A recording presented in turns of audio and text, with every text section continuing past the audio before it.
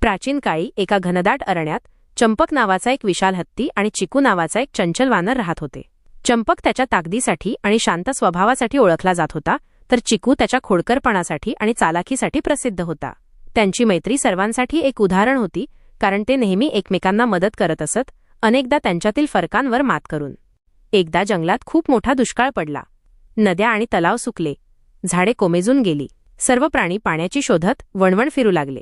चंपक त्याच्या प्रचंड शरीरामुळे खूप लवकर थकून जात होता, पण चिकू त्याच्या लहान आकारामुळे आणि चपळाईमुळे अजूनही आशेने इकडे तिकडे फिरत होता. चिकू झाडांवर चढून दूरवर पाहू लागला. त्याला एका टेकडीच्या पलीकडे हिरवीगार झाडी दिसली. चंपक, तिकडे बघ, तिथे नक्कीच पाणी असेल, असे तो ओरडला. पण टेकडी खूप उंच होती आणि चंपकसाठी चढणे शक्य नव्हते. चिकूने एक युक्ती शोधली. तो चंपकच्या पाठीवर बसला आणि त्याला टेकडीच्या पायथ्याशी घेऊन गेला. मग तो चंपकच्या मदतीने एका उंच झाडावर चढला आणि तिथून त्याने एक जाडसर वेल खाली टाकला.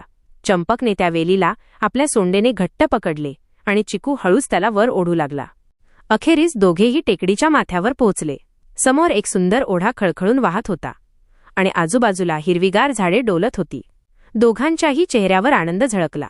त्यांनी मनसोक्त पाणी प्यायले आणि एकमेकांकडे कृतज्ञतेने पाहिले. यानंतर चंपक आणि चिकू यांच्यातील मैत्री आणखी घट्ट झाली.